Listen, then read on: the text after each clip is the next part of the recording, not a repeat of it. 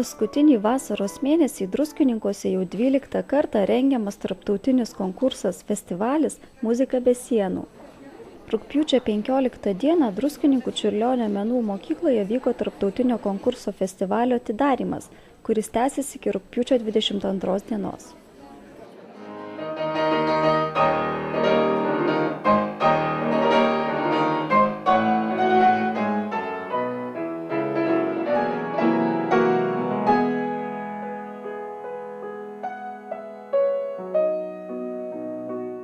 Festivalio atidarymo metu Lietuvos muzikos ir teatro akademijos profesorė, organizacinio komiteto pirmininkė, meno vadovė Veronika Vitaitė dėkojo renginio organizatoriams, rėmėjams, tarptautinio žiuri nariams, kurių tarpe yra ir druskininkietė įžymi pasaulyje pianistė Guoda Gedvilaitė.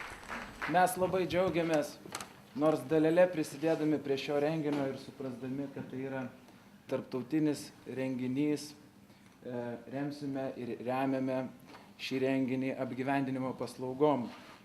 Aš suprantu, kad daug kas atvyksta iš užsienio šalių ir jiems sunku susirasti apgyvendinimo vietą, tai dalyvę mes teiksime 50%, o organizatorius apgyvendinsime nemokamai, kaip ir tai jau darome. Ir labai noriu padėkoti visiems dalyviams, kurie prisideda prie Druskininkų miesto kultūrinio gyvenimo puoselėjimo. Ačiū Jums labai. Thank you for everybody who is making our city more beautiful.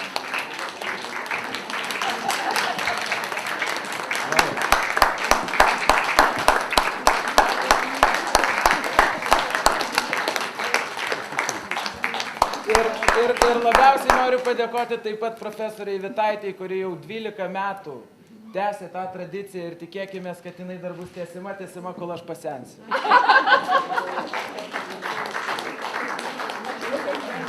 Rugpjūčio 22 dieną 18 val. Sanatorijoje Draugystė vyks iškilmingas festivalio uždarymas.